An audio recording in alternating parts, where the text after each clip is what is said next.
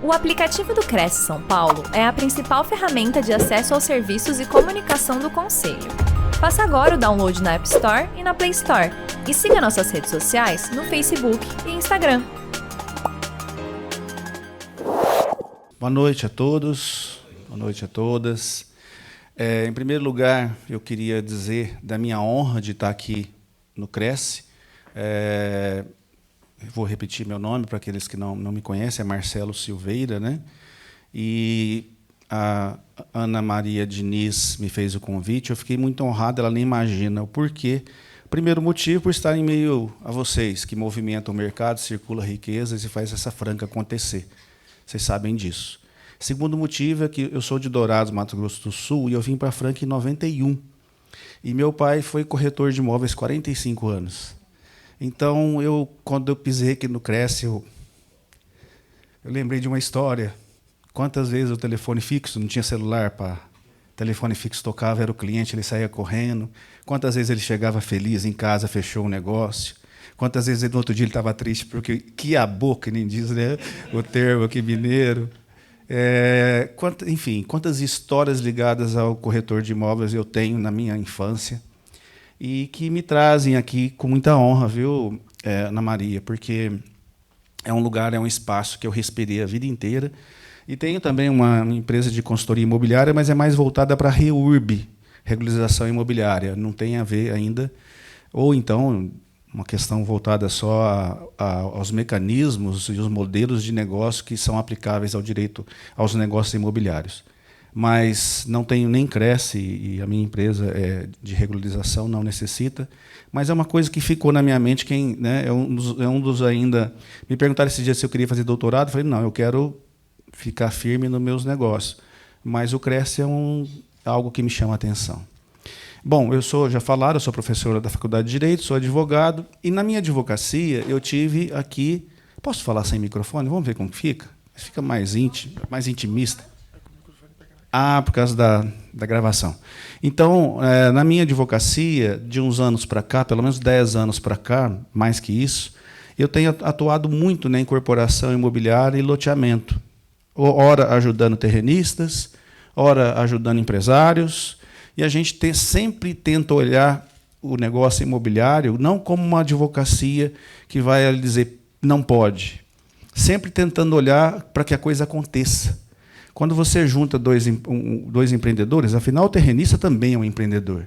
Você junta dois empreendedores, você tem que fazer com que eles entendam, que eles consigam se acertar para que o negócio dê certo e seja bom para os dois, porque é assim que funciona, né?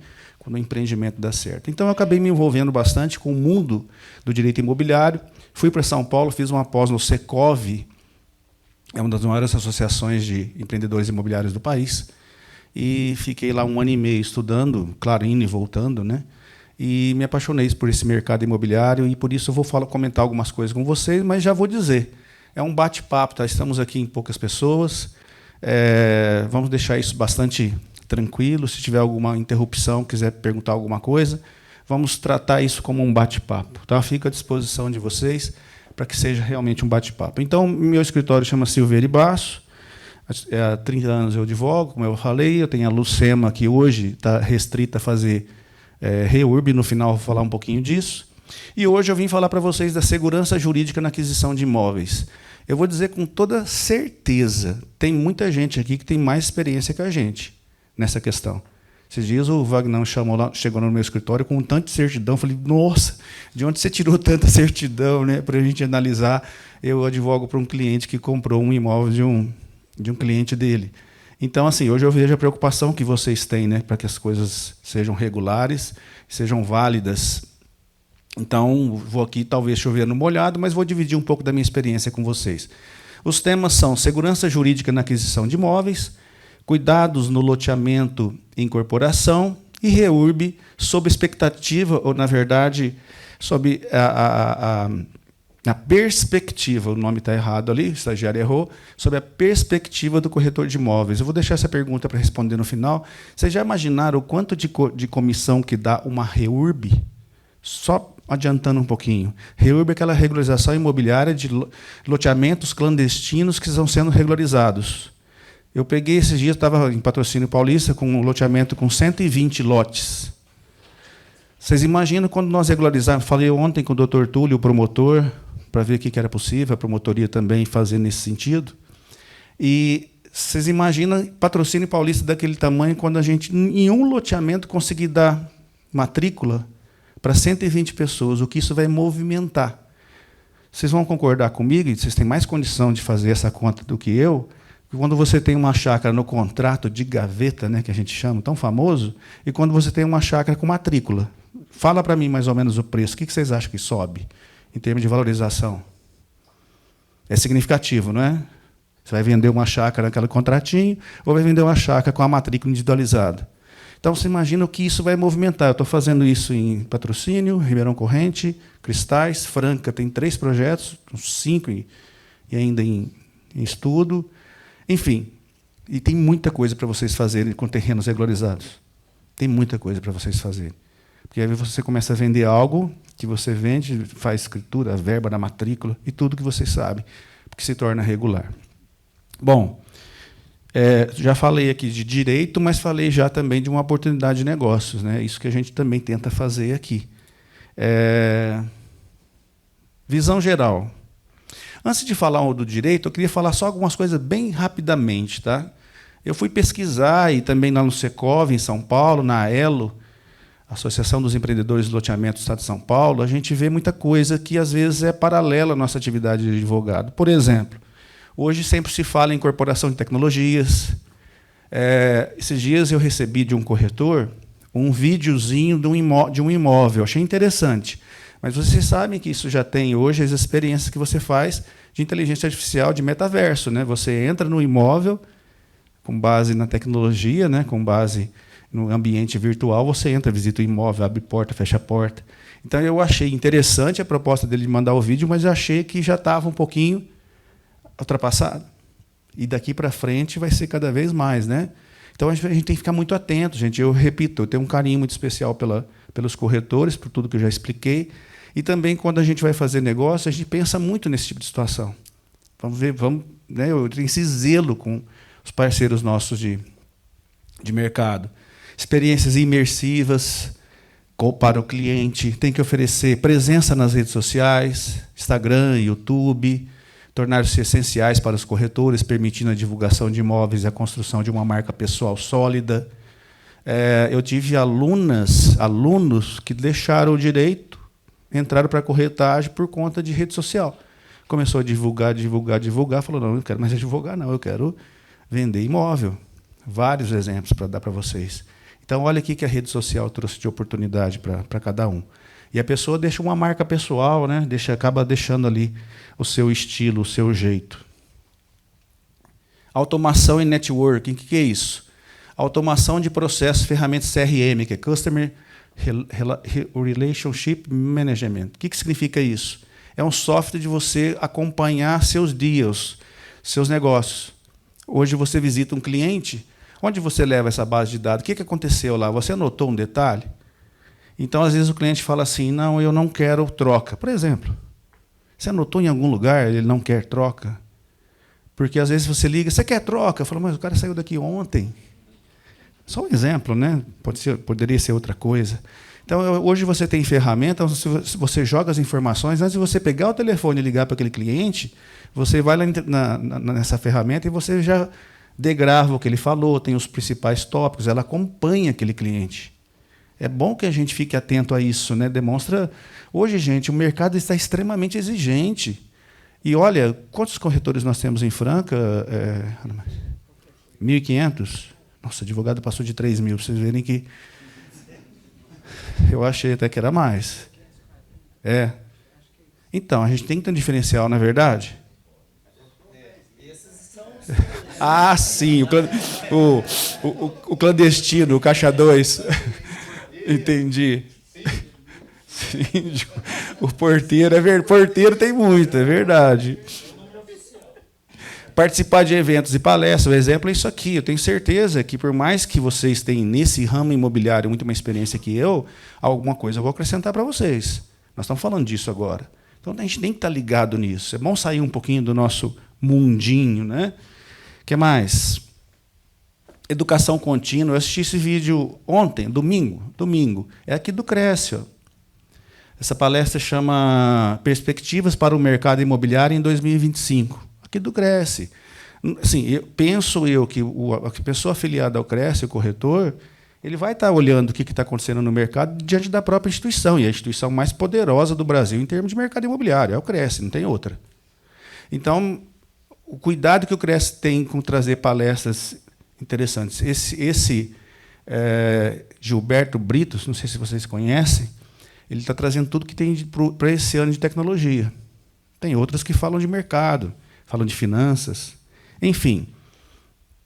Está aqui, investir em cursos e treinamentos, que a própria classe de vocês tem, eu tenho certeza, né, Ana, que é até de graça, né, esses treinamentos. Exemplo prático. O que a gente escuta hoje, pessoal? A pessoa tem um terreno, vale 2 milhões, você vai oferecer para alguém, qual é a primeira coisa que ela fala? Mas 2 milhões aplicado hoje, com a Selic a 14,75, se eu deixar. Não é isso? Vocês não ouvem essa mesma conversa todo santo dia? Eu vou fazer uma pergunta, não precisa me responder, tá? Que a gente não está medindo o conhecimento de ninguém. Não vamos fazer isso. Mas você está preparado para dar essa resposta? Isso é seríssimo. Hoje, um corretor amigo meu perdeu um negócio e ele chegou no meu escritório branco, porque o negócio estava quase fechado. Era 2 milhões e 100, na verdade, o cara pagava 2 milhões, não saiu por conta de 100 mil e por conta desse discurso. Ah, prefiro deixar meu dinheiro lá. Aí ele sentou na minha frente e falei, cara, mas pelo amor de Deus, não deixe isso passar, não. Por quê? Se você olhar, eu não sou economista, tá, pessoal? Eu sou advogado, mas é só fazer uma leitura aqui rápida. O imóvel é um ativo, primeiro ponto, para a vida inteira. O imóvel é um ativo. Segundo, valorização a longo prazo. O imóvel a longo prazo sobe mais que o IPCA. A curto prazo, não. Ano a ano, dentro de 3 meses, 4 meses. Mas a longo prazo, se, por exemplo, se comparar nos últimos 5, 10 anos, qualquer imóvel subiu mais que a aplicação, fora o aluguel. Estou falando do imóvel. Você tem esse argumento para dar para ele? Tem que ter. Nós temos que entender disso. Nem que seja, basicamente, tirar essa concepção de que vale o dinheiro parado é melhor. Não é. Se você levar em conta a classe baixa, a inflação não é tão alta, o cara que só consome alimentos. Mas o cara que consome viagens, plano médico, restaurantes, financia o carro, a inflação é maior que a inflação para ele, essas coisas sobem mais que a aplicação. Esse cara que vai investir é esse cara que certamente vive esse segundo mundo aqui. Então, a gente tem que ter esse tipo de argumento. Outra coisa, o aluguel é indexado. Está dando aí mais ou menos 6% ao ano, é isso? O pessoal aí que mexe com locação? Indexado. Quer dizer, está subindo, além do próprio imóvel. E a diversificação de investimentos. Eu falei com 2 pessoas. A primeira se chama Marcelo Fuzil, ainda tem muito contato lá na minha terra, até porque eu presto serviço para ele tem uma incorporadora. Ele é formado pela GV há 30 anos, e tem uma incorporadora, ele faz empreendimentos lá na Dourados e região, vertical. Ele fala, eu liguei para ele, fiquei curioso, e ele fala, Marcelo, ele tem uma FDIC, tipo uma factoring. Ele fala, eu não deixo meus recursos só em aplicação. Eu tenho ativos imobiliários. Você tem que mesclar. Então, assim, você percebe que uma conversa num nível desse, você convence um cliente, talvez, a não vir com esse papo, que deixa lá, porque rende mais. Talvez num prazo de 3, no máximo 6 meses, rende. Mas, ao final de um ano, para ele, não rende, não. E, principalmente, se você colocar a longo prazo. Então, vocês, corretores, e eu não sei porque eu estou me colocando, a Ana me fez um convite aqui, né, de tirar o Cresce, então nós corretores, então, assim, a gente tem que ficar muito atento a isso, né?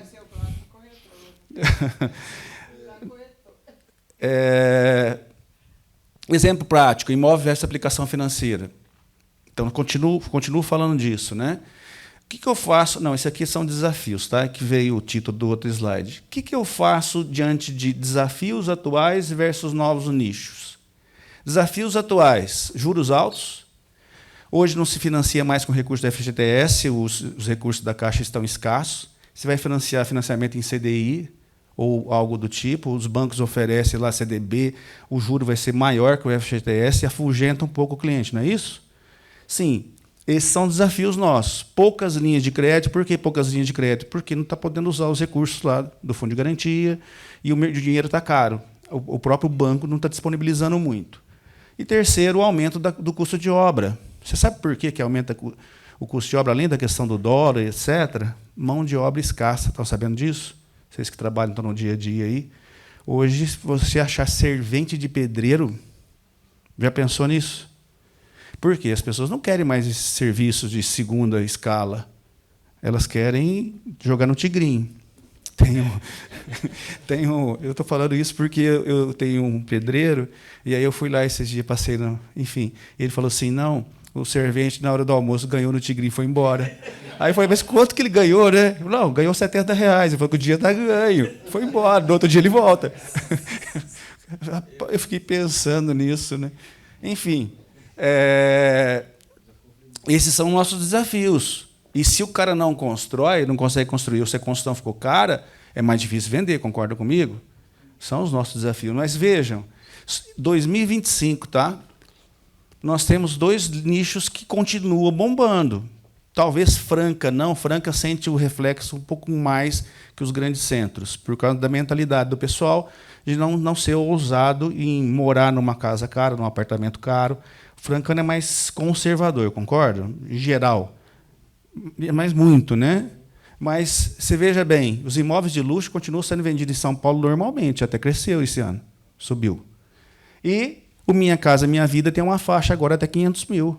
Pô, isso aí é o melhor mercado que pode existir. É o cara que constrói, faz a casa rápido, tem o retorno do dinheiro com 30%, 40%, 50% de retorno rápido, e você consegue vender rápido com juros de 8% ao ano. Ou seja, no nicho da Minha Casa Minha Vida, fiquem atentos e atentas. Você fala, mas a comissão é menor. Poxa vida, eu queria uma comissão dessa toda hora. Né? Bom, isso vocês fazem conta melhor do que eu. Então, estou falando aqui tudo de mercado, por enquanto. Tá? Não falei nada de jurídico. Justamente para chamar a atenção de vocês. Eu acho que nós temos que ficar muito ligados com essas questões. Tem desafios, sim. Para a gente parar nos desafios, meu amigo, quantas crises nós já passamos. Estou vendo aqui que um ou outro mocinho, mocinha, mas a maioria já passou, né, uma boa fase da vida. Quantas crises nós já passamos? Passamos, saímos do outro lado. Então, a gente tem que passar por essa também, tem que ver que tem muita coisa boa. Aí chega no meu tema, tá? Segurança jurídica na aquisição de imóveis. Eu vou aqui economizar o juridiquês, eu não gosto disso, eu gosto de falar igual nós estamos conversando aqui, um bate-papo. Então, a pergunta que eu faço, eu gostaria que algum de vocês aí sim pode responder para mim. Vocês acham que o advogado, a advogada, realmente auxilia nas transações imobiliárias? Ou só tem opiniões contrárias, demora na análise? Veja, se a gente puder apontar aqui para alguém sair nomes, então não responda. Estou falando se você uma análise geral, tá? Não estou falando da sua assessoria, nem de ninguém. Você acha que acontece isso? O advogado muitas vezes cria óbice para o negócio acontecer? Não?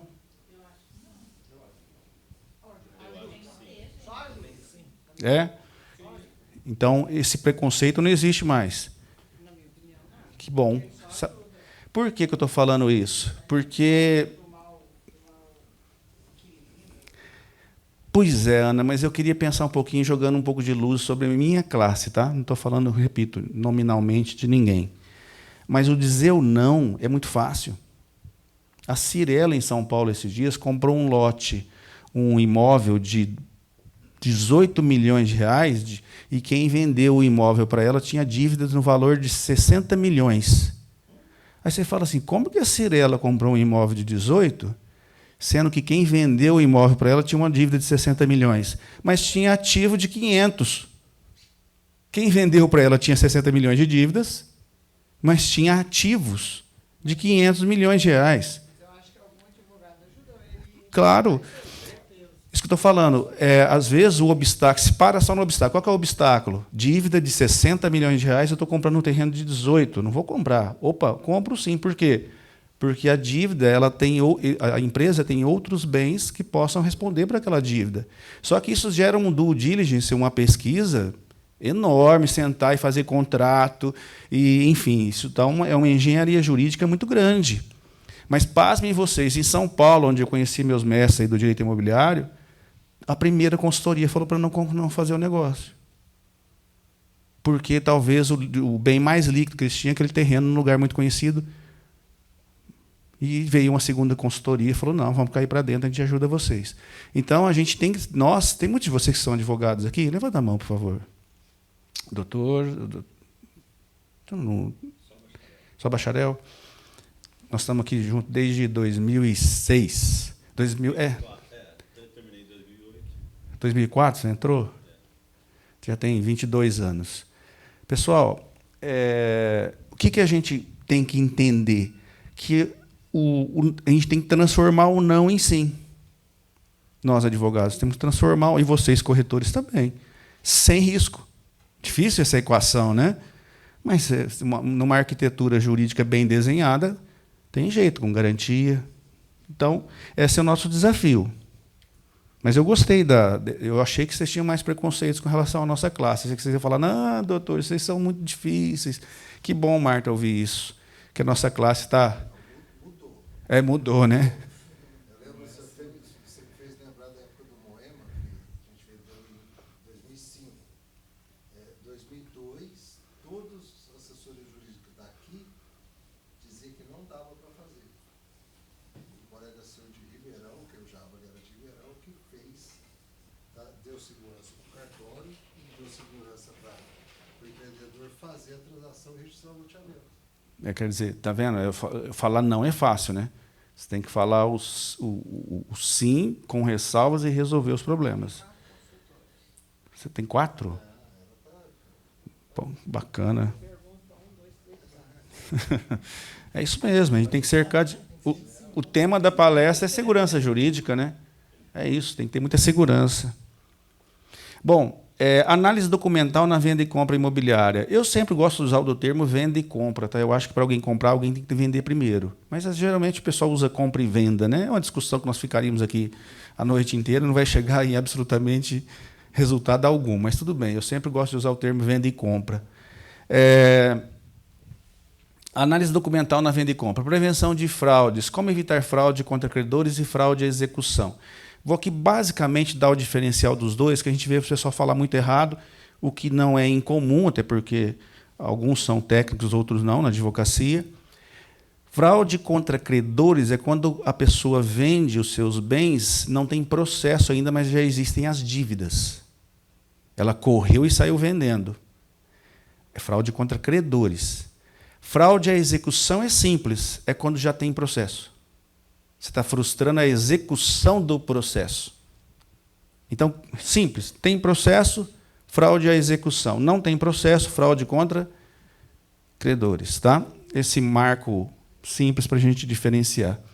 Bom, tirar as certidões todas, publicidade do processo. Tá bom. O que vocês acham no dia a dia de vocês? Vocês... Guedini, boa noite. O que vocês acham na visão de vocês? Vocês vão consultar só a matrícula? Vocês vão consultar só se existe processo? Qual é o cuidado que vocês têm ao analisar uma documentação do vendedor?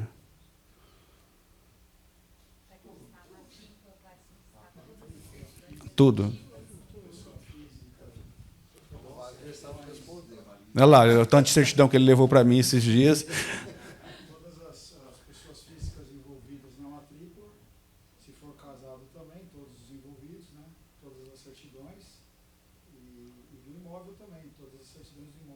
Você sabia, Wagner, que, infelizmente, no Brasil, às vezes, lei é letra morta, né? Muitas vezes a gente tem a lei, mas a gente não tem a aplicabilidade dela. Tem uma lei 13.097 de 2015,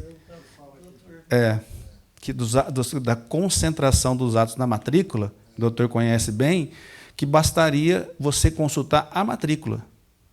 Isso está na lei. O Congresso veio e quis assim, gente, vamos facilitar o negócio. Se não tiver na matrícula, meu amigo, azar do credor que não averbou na matrícula.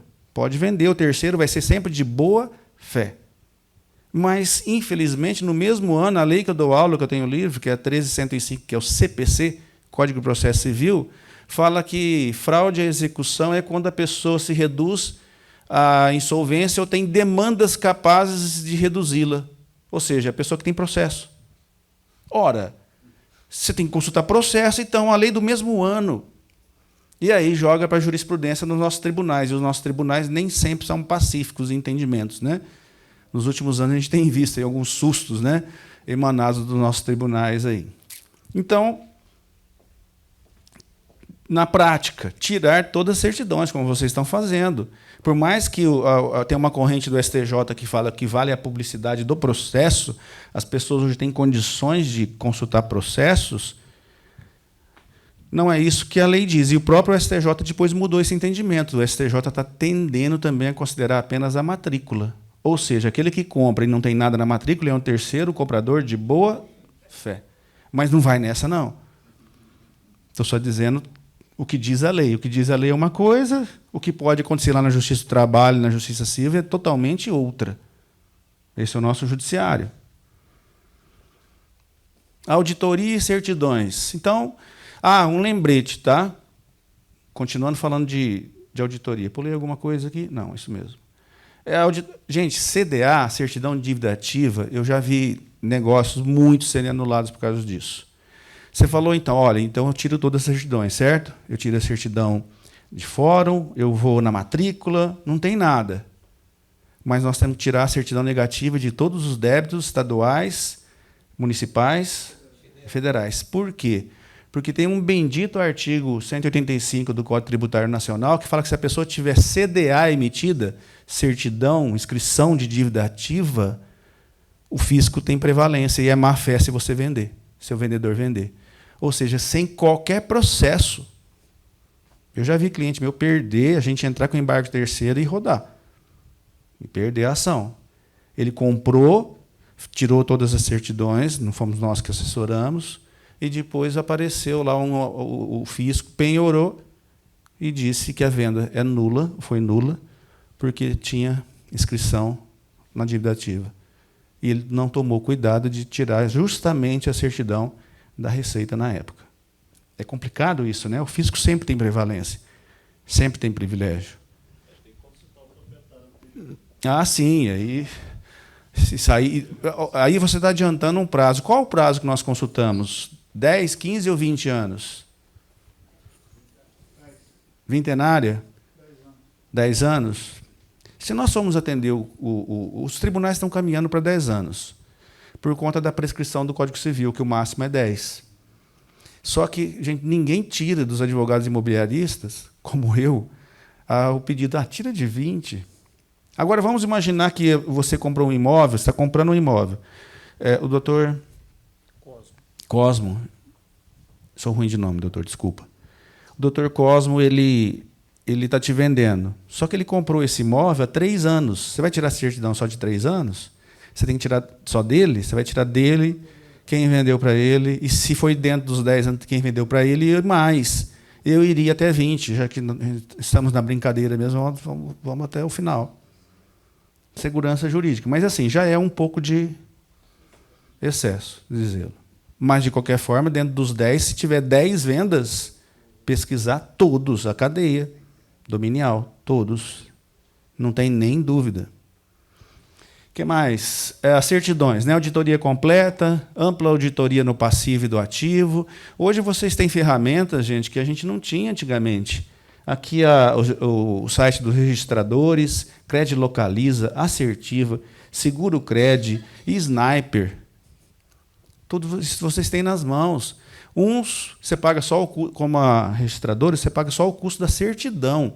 Outros te cobram um valor para fazer a pesquisa. Por exemplo, a Assertiva ali, ela te cobra R$ 269 para fazer pesquisa no Brasil inteiro sobre processos, protestos. Vocês têm tudo nas mãos. Então, hoje está muito mais fácil com a internet, né? A gente antes sofria muito. Oi? E a certidão positiva, o efeito? Negativo. Como que você enxerga isso? Olha, Uma negociação, você quer segurança. Segurança. Pois é, deixar de pagar, segurança. Aí você tem que cercar, como eu disse, dizer não é fácil, é o mais fácil. você tem que dizer sim, só que você tem que colocar alguma garantia. E se a pessoa parar de pagar? Né? Então, eu cercaria esse negócio com um pouco mais de cuidado. Não faria só na... Porque a certidão, aquela certidão, se são igual esses refis aí de 50 parcelas, o cara pagou 3. Está em dia, mas e aí? O que você faz com as outras 47? Hã? Fez o refis para vender. Então, assim... Pois é. Então, você teria que falar, tudo bem, não vamos dizer não de cara não, mas vamos analisar agora o restante das questões patrimoniais. Se ele tem algum bem, alguma garantia real, ou fidejussória, por exemplo, aí chega fiadora do negócio, o aval do negócio, Ana Maria Diniz. Faço na hora. Tá certo, Ana? Então, assim, aí você vai buscar uma outra garantia, concorda? Bem, o que mais? Então, só finalizando, hoje vocês têm tudo em mãos. Está muito mais fácil da empresa.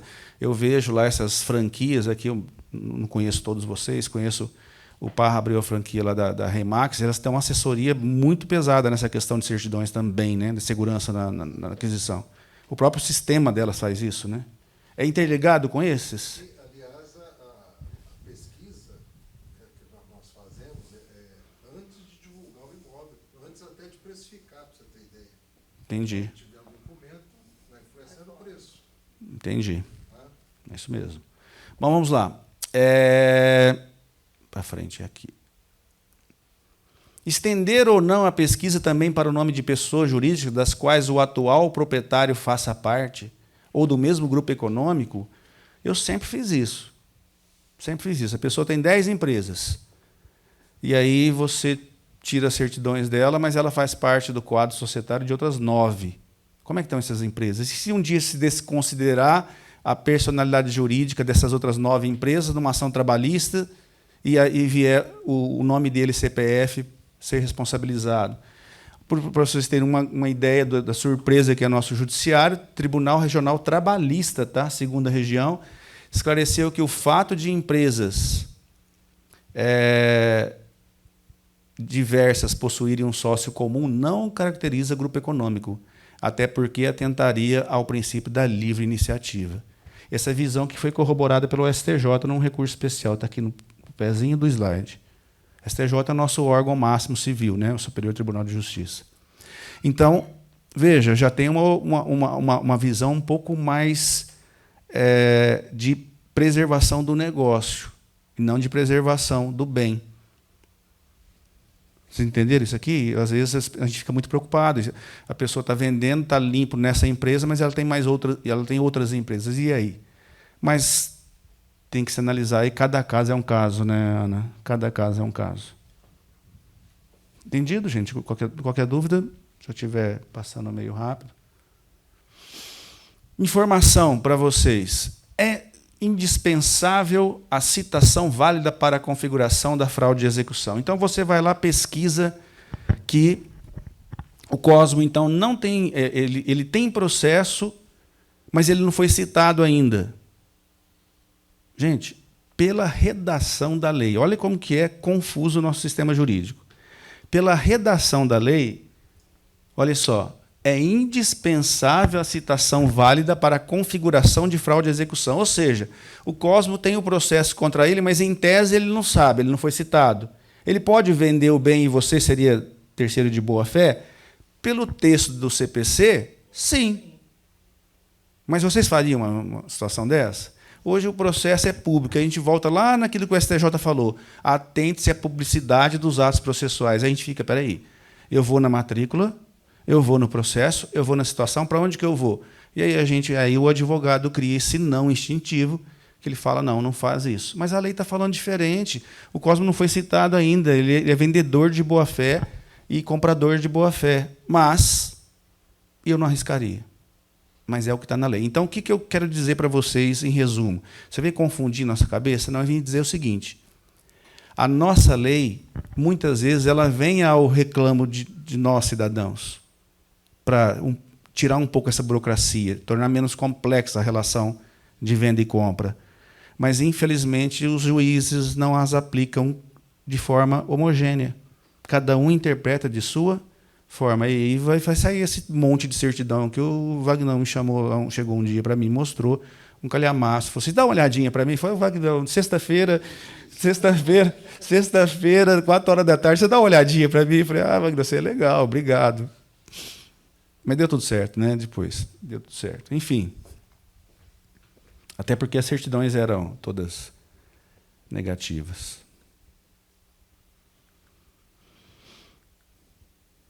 Registro como propriedade. A gente aprendeu, desde acho que da primeira prova do CRES que a gente fez. Quem não registra não é dono, não é isso? Enquanto não se registrar o título translativo, o alienante continua a ser havido como dono do imóvel. Artigo 1245 do Código Civil. Aí eu coloquei um será. Por que será? Porque o nosso STJ vem e diz: é admissível a oposição de embargo de terceiro fundados em alegação de posse advinda do compromisso de compra e venda de imóvel, ainda que desprovido de registro. Ou seja, o famoso compromisso de compra e venda, o terceiro vem aqui e fala assim, eu sou o dono, com base no compromisso de compra e venda. Nosso maior tribunal dizendo isso, sumulado. Quando ele sumula, quer dizer que o entendimento já está pacificado. E o compromisso de compra e venda, o terceiro de boa-fé chega e fala, não, esse imóvel é meu. Isso está sumulado. Então, vocês percebam como que, ora nós vamos muito à esquerda, ora nós vamos muito à direita, e é assim que nós temos que caminhar. O que mais? Aqui, o que eu adiantei, é indispensável a citação. Eu já falei disso, né? Assim. Aqui eu adiantei a questão dos 10, 20 anos, né? Gente, hoje os tribunais estão caminhando tranquilamente para 10 anos. Olha o TJ de São Paulo, 10 anos apenas. Então, tranquilamente. Mas nós temos ainda o vício de, às vezes, buscar, a depender do negócio, principalmente grandes negócios de permuta, incorporação imobiliária ou loteamento, pedir 20. Por quê? Por conta do volume de dinheiro envolvido, de questões financeiras envolvidas numa relação dessa. Mas é um zelo que pretendo, na próxima vez que nós conversarmos, não falar mais disso, que ser apenas 10 anos. E aí eu faço uma pergunta a vocês, e aí? E se o negócio não sair? Como é que fica o custo-benefício? Vale a pena? Como é que vocês lidam com isso? Isso é uma pergunta que eu estou fazendo. Vale a pena o levantamento? Eu falo assim, e se o negócio não sair? Faz parte, né? Risco do negócio, né? Quem aqui tem ideia da última vez quanto gastou para levantar todas as certidões que precisou? Mais ou menos. Hoje tem muito na internet também, né?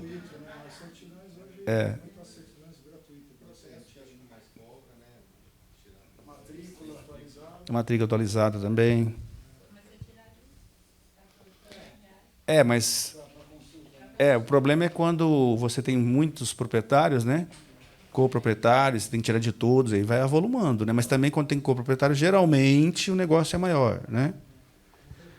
Depois quem vendeu devolve o dinheiro para a gente. Fraude e permuta. Pessoal, olha que questão interessante. Eu já vi casos, eu vou passar para casos práticos agora. Eu vi casos que a pessoa ficou com medo de comprar, de permutar um imóvel, permuta por exemplo, de incorporação, dá o terreno, o terrenista, e depois recebe em apartamentos. E a pessoa tem dívida, a pessoa que tem o terreno. Lembra que o não é muito mais fácil de nós dizermos, doutor? Gente, não tem problema. O apartamento fica de garantia no lugar daquele terreno. A pessoa não se colocou em insolvência. Fraude é quando tem insolvência. Se ela deu o terreno para uma incorporação e ela vai ficar com os apartamentos, permanece o estado igual dela, porque geralmente a permuta é equivalente ao valor dos apartamentos, não é isso? Terreno versus apartamento. Ela continua na mesma. Qual fraude que tem aí? Valorizado, inclusive mais atual, mais líquido, no mínimo dobra. O que mais? Ali, eu trouxe o julgado para vocês, que a permuta equivalente de bens não caracteriza fraude, tá? Outra coisa, fraude é quando a pessoa se leva à insolvência. É o eventus damini, que em latim se diz. né, e o concilium fraudes, que é os dois em conluio. Mas a fraude leva à insolvência é aquela fraude que a pessoa não tem mais bens. Eu dei o caso aqui da Cirela como exemplo, acho que já não precisa nem repetir. Ou seja, não foi fraude do vendedor para a Cirela porque ele tinha ativos imobiliários e fundos e outras participações em empresas que afastavam o risco de fraude. Isso aqui é um caso curioso, só para a gente sair um pouquinho da seriedade da lei. Nos Estados Unidos, a casa mal-assombrada. Um tribunal do estado de Nova York, conforme noticiado pelos jornais do estado de São Paulo e do Miami Herald, em edições de 20 de julho de 1991, determinou a devolução do preço de aquisição sob fundamento da casa ser mal-assombrada e de a vendedora, ciente da ocorrência dos fenômenos paranormais, não ter avisado o comprador. Ou seja, a vendedora e o corretor sabiam que a casa tinha assombração e mesmo assim vendeu. Eu não espero que vocês nunca tenham passado por uma situação dessa. Eu até trouxe esse caso aqui porque eu achei um absurdo. Eu nunca tinha visto nada no mundo desse jeito. Eu deixei aqui para ilustrar a nossa noite aqui. Súmula 375 do nosso STJ, o Tribunal Maior. É que, assim, quando eu falo Tribunal Maior, para quem não é da área jurídica, o STF cuida só das questões constitucionais. Essas questões cíveis é o STJ. Então, nosso Tribunal Maior nas cíveis, o STJ. O reconhecimento da fraude à execução depende do registro da penhora do bem alienado ou da prova de má-fé do terceiro. Ou seja, o reconhecimento de fraude à execução depende do registro da penhora. Ora, STJ, você me fala isso. Eu fico tranquilo. Se a matrícula estiver limpa, está tudo bem. Mas em outros tribunais vêm e aplicam a questão da publicidade dos processos, ou seja, basta existir processo que já é fraude, como que eu ajo? Aí a gente vai sempre pelo grau máximo de zelo. Já comentamos isso aqui. Mas é sumulado. Não era para a gente sofrer tanto. Aplica-se a súmula. Isso é STJ. Não tem questionamento sobre isso. Outra informação solta também. A alienação do imóvel por alvará judicial nos autos de uma recuperação judicial impede a caracterização de fraude de execução ou fraude contra credores. Ou seja, se você compra num leilão, se você compra no judiciário, compra e vai embora feliz. Não tem por que preocupar. Ah, mas o processo é de uma recuperação judicial, tem centenas de credores. Mas se o juiz liberou o alvará, meu amigo, acabou. Mas devolve com força, né? Você tem que ir lá pedir para o juiz, na decisão ofício, fazer embargo de declaração para ele explicar a prevalência do decreto dele. Meu Deus. Então, gente, eu queria dizer para vocês assim, que hoje nós temos essa dicotomia, essa divisão. O que vale como caracterizador de má-fé? A venda do bem depois da existência do processo ou vale só olhar a matrícula? Sinceramente, a lei federal 13.097, a de baixo, ela é lei específica. Ela deveria vigorar sobre a de cima, que é uma lei geral de processo. Então, eu repito, nós estamos começando, nós temos que começar a mudar essa cultura de muitas certidões. É o que está na matrícula. Claro que nós não vamos fazer isso com um cliente nosso, mas nós temos que começar a chegar a falar com o cartorário, falar com o juiz, falar com as autoridades. É a matrícula. É lei. Outra dúvida que fazem toda hora para a gente. Marcelo, eu faço um MOU, eu faço o que eu faço? Eu faço um contrato de parceria, eu faço um memorando de entendimentos, eu faço... O que vocês usam como termos também de carta de intenção? O que eu faço? Gente, nome de contrato não define se uma coisa se ela é concreta ou não, se ela está de acordo com a lei. Não. O que determina o contrato é o seu conteúdo.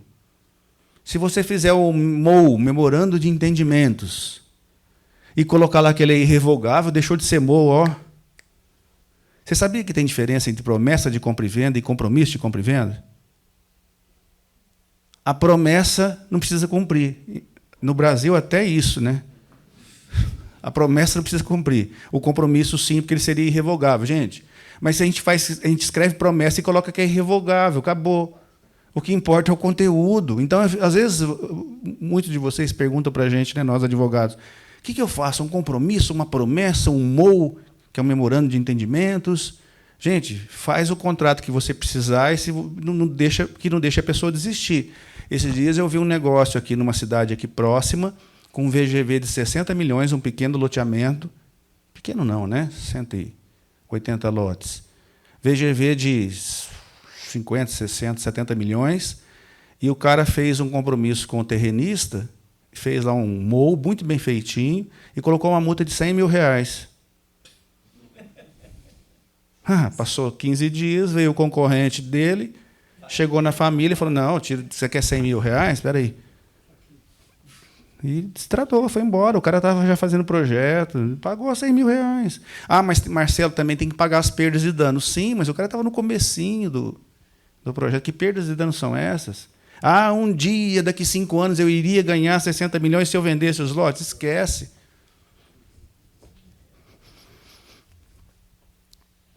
Outras dicas. União estável. União estável, se não tiver a verbada na matrícula, o terceiro será de boa-fé.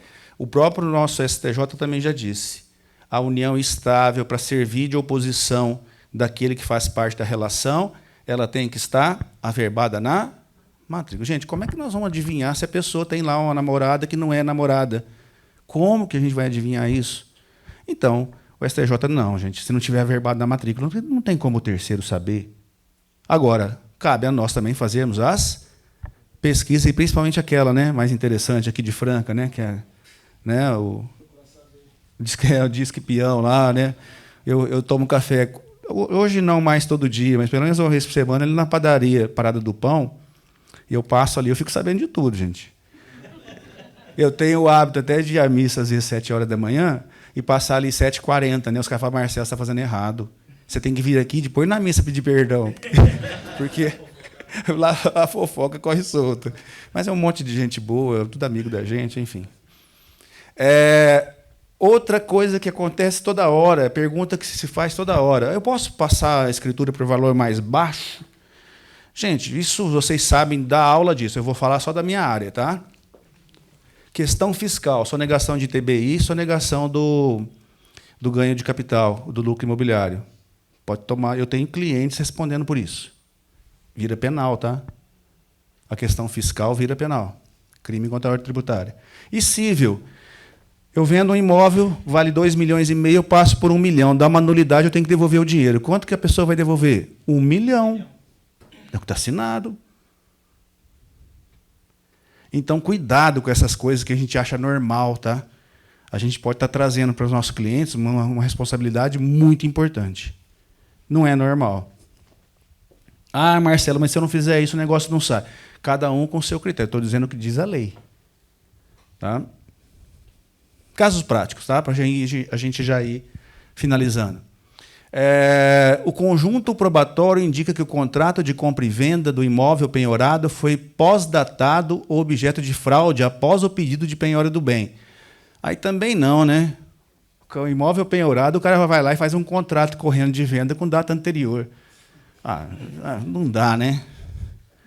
Se antes da venda do bem imóvel de propriedade da sócia da ré, esta já figurava como executada ante a desconsideração da personalidade jurídica da empresa, além de tal sócia já ter tido ciência pessoal sobre a execução, destacando-se a inexistência de outros bens, impõe-se reconhecer que ocorreu fraude à execução, declarando-se nulo o contrato de compra e venda. Isso aqui é um pouquinho mais complexo. A pessoa fazia parte de um processo, mas ela era sócia de uma empresa e teve a desconsideração da personalidade jurídica. Olha o cuidado que tem que ter aqui.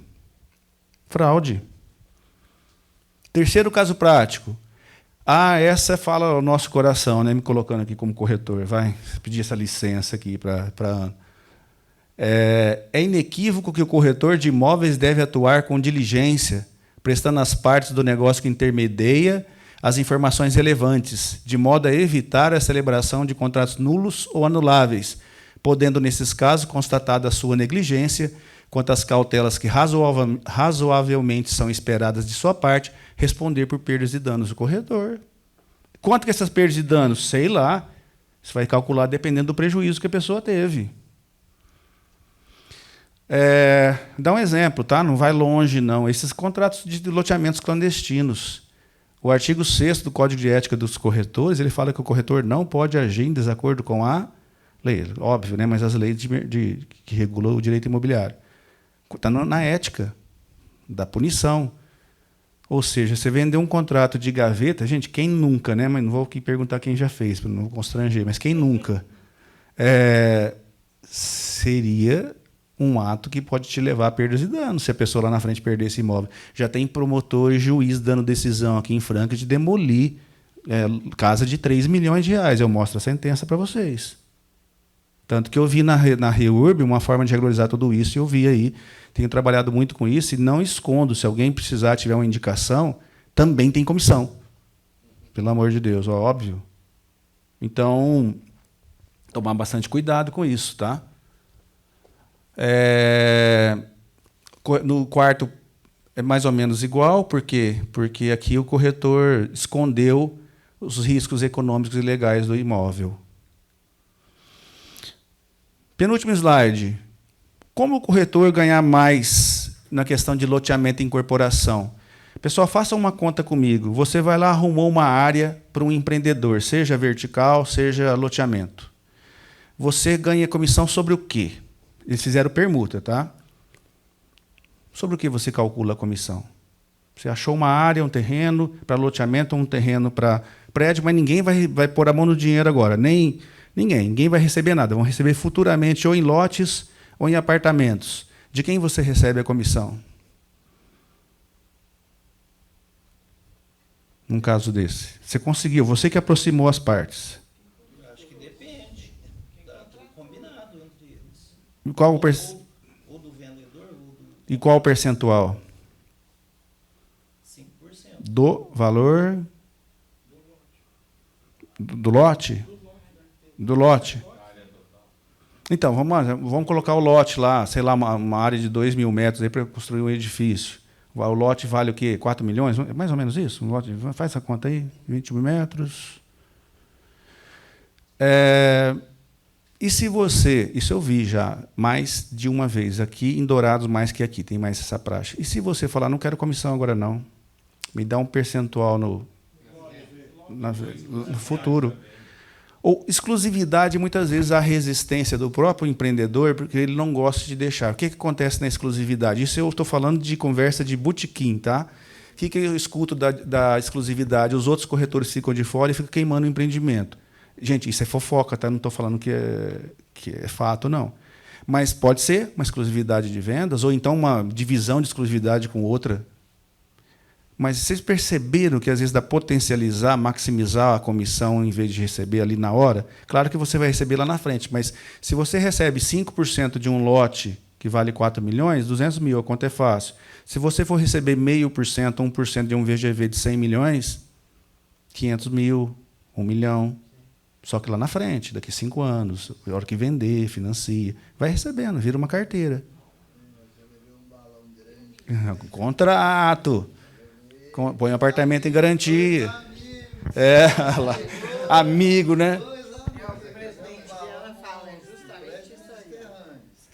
Escrever.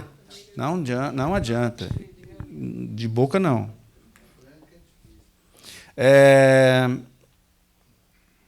Uma questão interessante, viu? Quando você tem um terrenista e você vai oferecer o imóvel para alguém, você vai pensar na idoneidade também de quem vai desenvolver, certo? Eu não vou falar, nunca falaria, tá?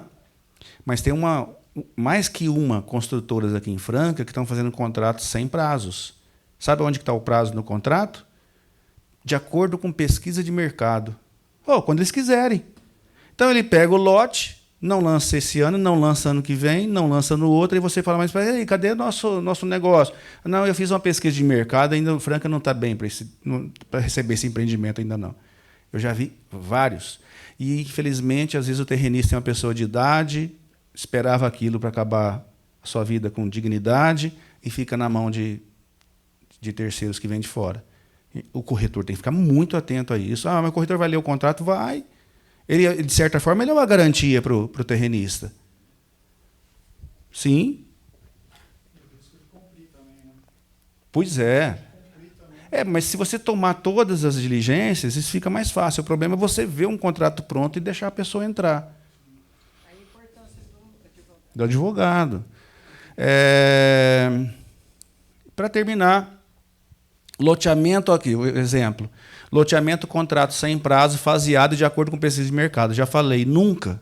Nunca. Prazo é prazo, cronograma é cronograma. Ah, mas depende da prefeitura. Tá bom, você coloca lá um prazo. Ó, se a prefeitura devolver o documento em tal prazo você tem que resolver. Depois, você coloca, faz o cronograma certinho, acabou. A partir da aprovação, tal prazo. Isso, simples. A gente faz um contrato aqui agora, nós todos aqui. Simplesinho. Empresa não entrega prédio em construção. Você lembra da Encol? Então, nós chegamos lá na Encol, pegamos aquele prédio lá e fizemos uma associação, destituímos a Encol, foi por ordem judicial, mas isso pode ser feito em qualquer prédio. Eu vejo em Franca prédios parados, as pessoas me procuram, falam, mas você não sabia que você pode destituir a incorporadora e terminar os adquirentes? Ah, eu não sabia. É o artigo 43 da Lei 4591, a Lei de Incorporação. Destitui a incorporadora e faz uma comissão de adquirentes e termina o prédio.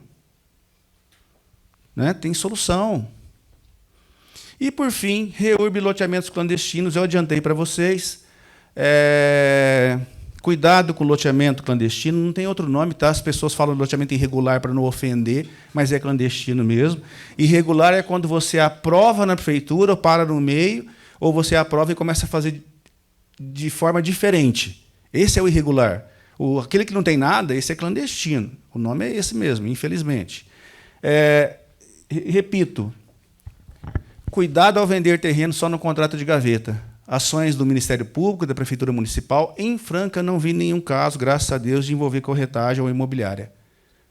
Mas poderia. É ato ilícito, é crime. Aí você fala, Marcelo, mas aí você está matando uma fonte de renda nossa? Não, repito, regulariza, você vai vender isso 3 vezes mais fácil com 3 vezes do preço. E ganhando 3 vezes mais a comissão. E vai ter, daqui a uns dias, vai ter centenas de lotes aí à venda no mercado que eram irregulares e vão ser regularizados. Mais opções para o mercado. Geografia. É isso. Eu falei em 1 hora, a Ana me deu 1 hora, eu cuido do horário, a gente, né? Procura aí respeitar o terceiro horário de vocês, né? Hoje nós estamos no terceiro tempo. Quarto? Ah, foi na OAB ainda. Pessoal, aí está aberta a palavra, algumas dúvidas, sugestões que vocês refletiram nesse momento aqui.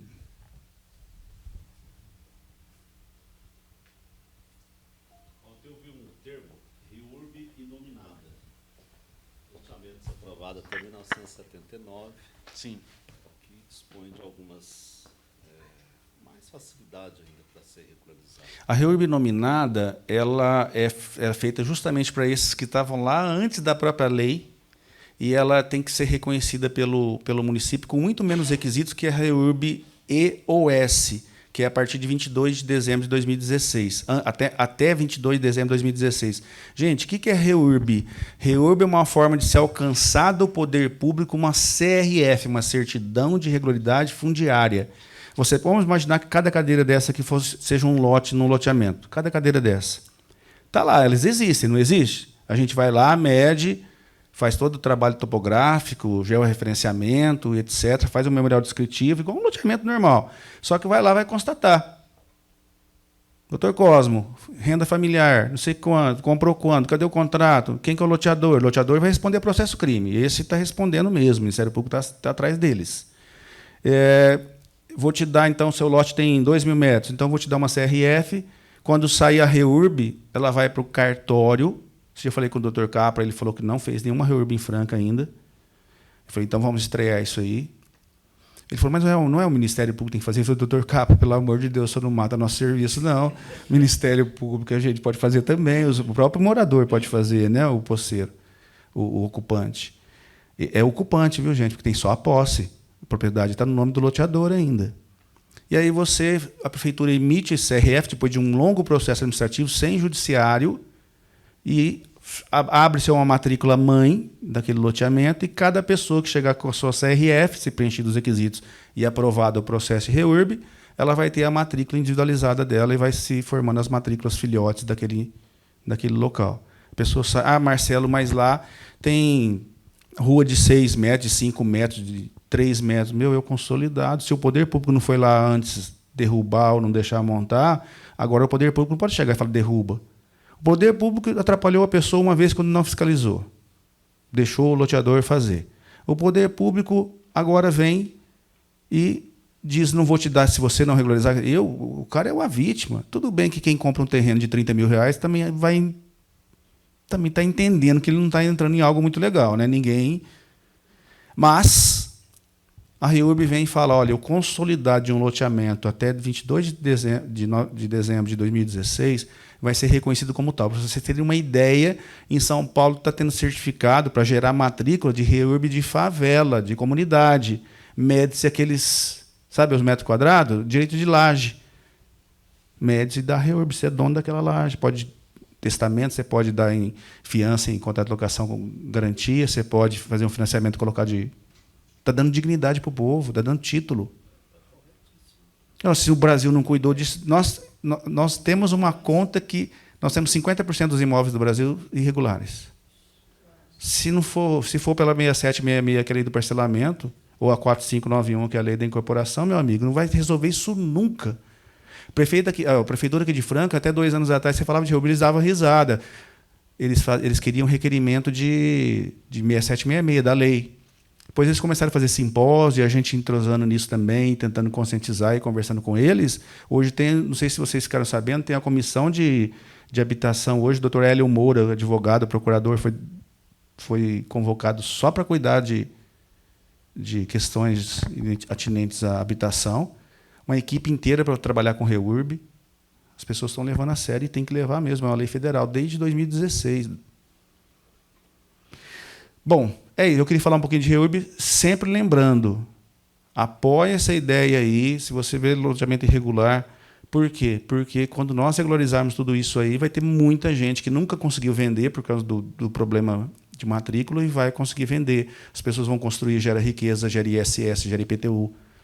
Mas é isso, eu falei muito já. Eu queria saber se vocês tinham mais alguma ponderação. No caso do loteamento, você que é regular, e a parte do IBAMA lá? Tem a chácara lá dentro Da APP e etc. Você acredita que tem solução? Só não tem solução para uma questão. Se você estiver no leito de nascente, também não. O problema é de enchentes. Você tem que reconhecer como está. Se a pessoa tiver risco, isso não vai ter REURB nunca. Mas ela tendo uma energia, ela tendo um poço que não contamine, seja contaminado pela fossa séptica ou biodigestor, se ela tiver malha viária, ela consegue chegar, obviamente. Mesmo que mínima, ela vai ter o título reconhecido. Agora tem que fazer um termo de compromisso com a prefeitura de regularizar isso em 10 anos, 20 anos. Mas a questão da APP, você vai compensar em outro lugar. Vai ter que compensar, não vai sair de graça. Mas tirar, mandar derrubar para o que está ali, depois de 40 anos... aconteceu lá em Ribeirão, né, no Regata, entrou um advogado famoso lá e fez essa compensação. Você viu, por exemplo? Não vi, mas é interessante o caso, eu quero procurar. Aí o prefeito antigo deu posse de 2 mil lotes também que estavam irregular lá com essa nova REURB. subsidiária, né, que chama, né?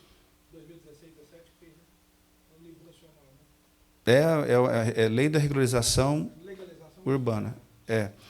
Enfim, olhem com carinho para esse tema, porque é um tema que vai gerar bastante frição no mercado quando as pessoas começarem a chegar para vocês e falar assim, eu quero vender minha chácara, e a chácara está regularizada. Você fala, então, como que você conseguiu? E aí vai ter um mercado bem interessante aí. A minha tarefa hoje é 60% do meu tempo REURB, 40% advocacia e na advocacia imobiliária. O resto meu sócio cuida, minha equipe cuida. Mas esse mercado imobiliário ele chama a atenção da gente. Onde você olha tem oportunidade. O que mais, pessoal? O lugar que o senhor estava legalizando de patrocínio, qual, doutor? Arizona 2 e 3, Bonanza, e estamos falando com Areia. Aqui lá embaixo, no Sapucaizinho, lá também? Mas tem 39 irregular lá. Aqui em frente é só 110. seis que conseguiu na época do Wilson. Por enquanto, mas vai conseguir mais. Tem 110. O doutor Roberto Guimarães, de Ribeirão. Tchau, Marta. Já terminou, fica tranquila. O doutor Roberto Guimarães, ele deu uma palestra lá. Sei. No Central, e nós mandamos ele falar com o Wilson lá, onde conseguiu legalizar aquelas 6 primeiras. É só querer, só ter boa vontade. Hoje eu faço parte do IBRF, Instituto Brasileiro de Regularização Fundiária, e a gente vê isso acontecendo no Brasil inteiro, mas só acontece onde tem vontade política. Franca hoje tem vontade política. Essa é a boa notícia. Doutor Marcelo, muito obrigada pelas suas orientações, foram de grande valia aos profissionais aqui de Franca. Muito obrigada. E esse diplominha aqui que o Crespo mandou.